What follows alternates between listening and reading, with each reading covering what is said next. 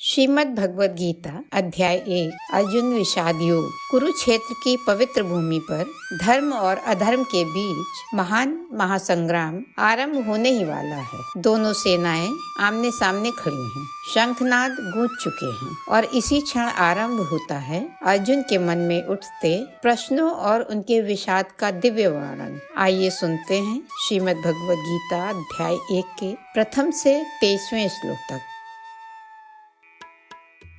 धृतराष्ट्र उवाच धर्मक्षेत्रे कुरुक्षेत्रे समवेता युयुत्सवः मामकाः पांडवाश्चैव किम कुर्वत संजय। इसका अर्थ धृतराष्ट्र ने कहा, हे संजय, धर्म भूमि कुरुक्षेत्र में युद्ध की इच्छा से एकत्र हुए मेरे तथा पांडु के पुत्रों ने क्या किया।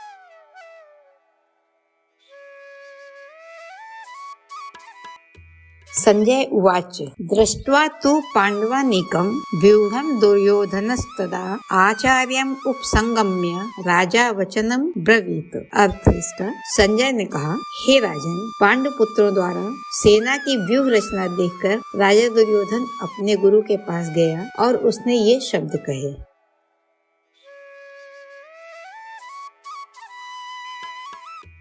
पश्यैतां पाण्डुपुत्राणाम् आचार्य महतीं चमूं व्यूहां द्रुपदपुत्रेण तव शिष्येण धीमता। इसका अर्थ है, हे आचार्य, पांडुपुत्रों की विशाल सेना को देखें जिसे आपके बुद्धिमान शिष्य द्रुपद के पुत्र ने इतने कौशल से व्यवस्थित किया है।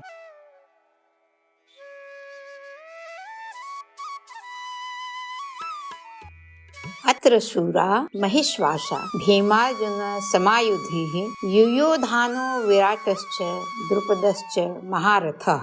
इसका अर्थ है, इस सेना में भीम तथा अर्जुन के समान युद्ध करने वाले अनेक वीर धनुर्धर हैं, यथा महारथी युयोधान, विराट तथा द्रुपद।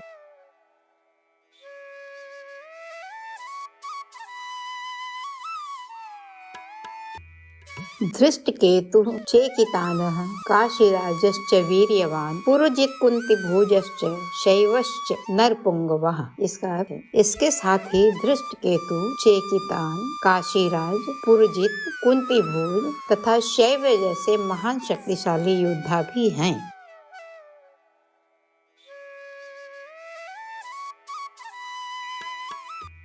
युधामन्युश्च विक्रांत उत्तमौजाश्च वीर्यवान सौभद्रो द्रौपदीयाश्च सर्व एव महारथाः। इसका अर्थ है, पराक्रमी युधामन्यु, अत्यंत शक्तिशाली उत्तमौजा, सुभद्रा का पुत्र तथा द्रौपदी के पुत्र, ये सभी महारथी हैं।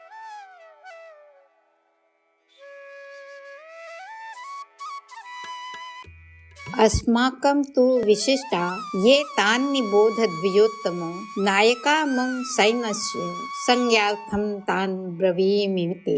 इसका अर्थ है, किंतु हे ब्राह्मण श्रेष्ठ, आपकी सूचना के लिए मैं अपनी सेना के उन नायकों के विषय में बताना चाहूँगा जो मेरी सेना को संचालित करने में विशेष रूप से निपुण हैं।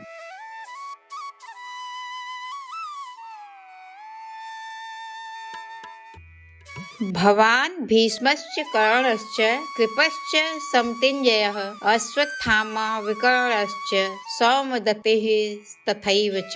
इसका अर्थ है, आप भीष्म पितामह, कर्ण और संग्राम विजयी कृपाचार्य, अश्वत्थामा, विकर्ण और सोमदत्त का पुत्र भूरिश्रवा।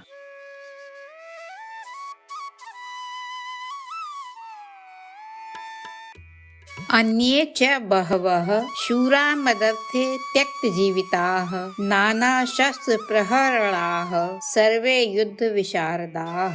इसका अर्थ है, मेरे लिए जीवन को त्याग देने वाले और भी बहुत से शूरवीर अनेक प्रकार के अस्त्रों शस्त्रों से सुसज्जित सभी युद्ध में निपुण हैं।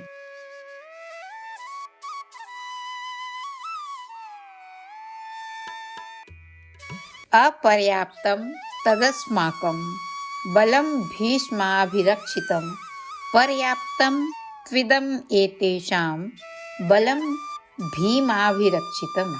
इसका अर्थ है, भीष्म पितामह द्वारा रक्षित हमारी वह सेना सब प्रकार से अजेय है और भीम द्वारा रक्षित इनकी सेना जीतने में आसान है।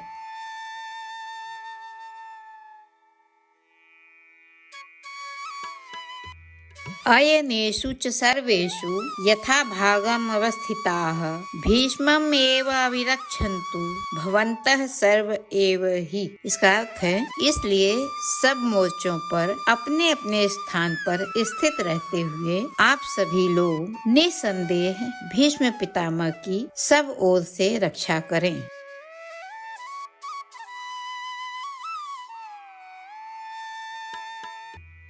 तस्य संजनयन् हर्षं कुरु वृद्धः पितामहः सिंहनादं विनद्योच्चैः शंखं दध्मौ प्रतापवान। इसका अर्थ है, कुरु वृद्ध महाप्रतापी पितामह भीष्म ने उस दुर्योधन के हृदय में हर्ष उत्पन्न करने के लिए उच्च स्वर से सिंह की दहाड़ के समान गरज कर शंख बजाया।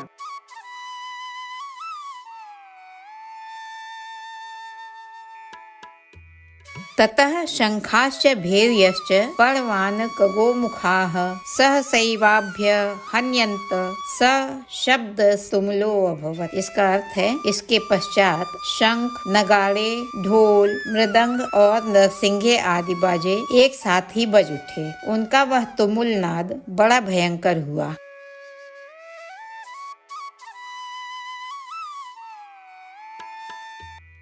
ततः श्वेतैर्हयैर्युक्ते महते स्यन्दने स्थितौ माधवः पांडवाश्चैव दिव्यौ शंखौ प्रदध्मतुः। इसका अर्थ है, तत्पश्चात सफेद घोड़ों से युक्त उत्तम रथ में बैठे हुए श्री कृष्ण और अर्जुन ने भी अलौकिक शंख बजाए।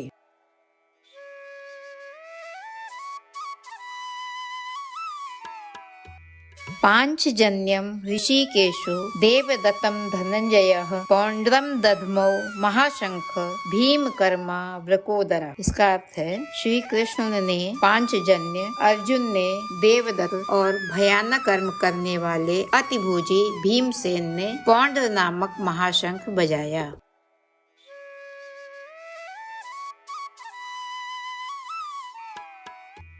अनंत विजयम राजा कुंतीपुत्रो युधिष्ठिरः नकुलः सहदेवश्च सुघोष मणि पुष्पकौ। इसका अर्थ है, कुंती पुत्र राजा युधिष्ठिर ने अनंत विजय नामक नकुल और सहदेव ने सुघोष और मणि पुष्पक नामक शंख बजाए।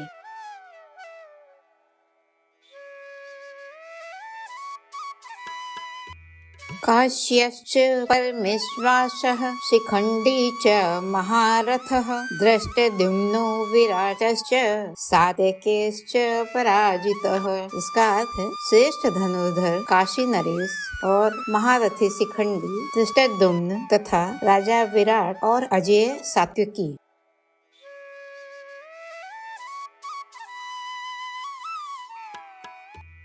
द्रुपदो द्रौपदेयाश्च सर्वशः पृथ्वीपते सौभद्रश्च महाबाहु शंखान् दध्मुः पृथक पृथक। इसका अर्थ है, राजा द्रुपद, द्रौपदी के पांचों पुत्र और बड़ी भुजा वाले सुभद्रा पुत्र अभिमन्यु, इन सभी ने हे राजन सब ओर से अलग अलग शंख बजाए।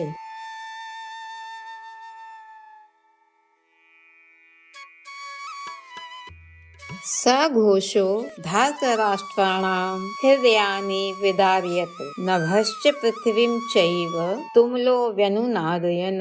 इसका अर्थ है, और उस भयानक नाद ने आकाश और पृथ्वी को भी गुंजाते हुए धार्तराष्ट्र के यानी आपके पक्ष वालों के हृदय विदीर्ण कर दिए।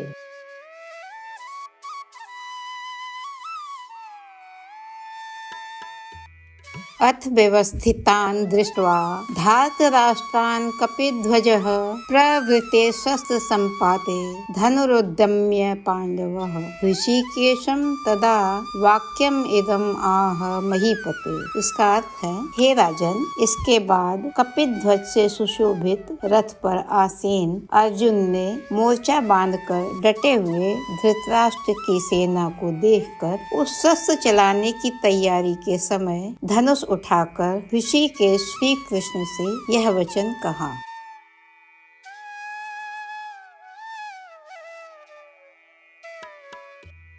अर्जुन उवाच सेनयोरुभयोर्मध्ये रथम स्थापय अच्युत। इसका अर्थ है, हे कृष्ण, मेरे रथ को दोनों सेनाओं के बीच में खड़ा कीजिए।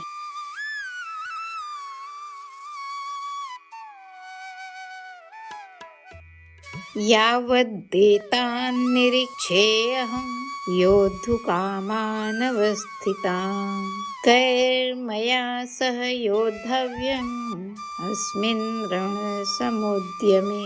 इसका अर्थ है, और जब तक कि मैं युद्ध क्षेत्र में डटे हुए युद्ध के अभिलाषी इन विपक्षी योद्धाओं को देख लूं कि इस युद्ध में मुझे किनके साथ युद्ध करना, तब तक उसे खड़ा रखिए।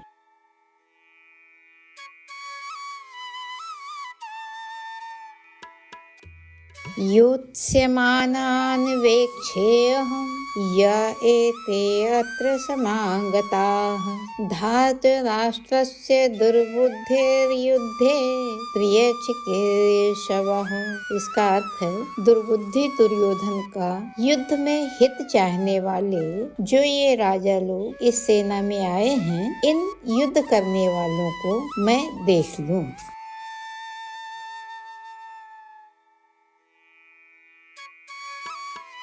कुरुक्षेत्र के मध्य खड़े अर्जुन जब दोनों पक्षों के योद्धाओं को देखते हैं तो उनके हृदय में करुणा, मोह और विषाद उमड़ पड़ता है। यही विषाद उन्हें उस परम ज्ञान की ओर ले जाता है जो आगे चलकर संपूर्ण मानवता के लिए मार्गदर्शक बनता है। इसी प्रकार समाप्त होते हैं अध्याय 1 के श्लोक 1 से 23, जो गीता के दिव्य उपदेश की भूमिका तैयार करते हैं। जय श्री कृष्ण।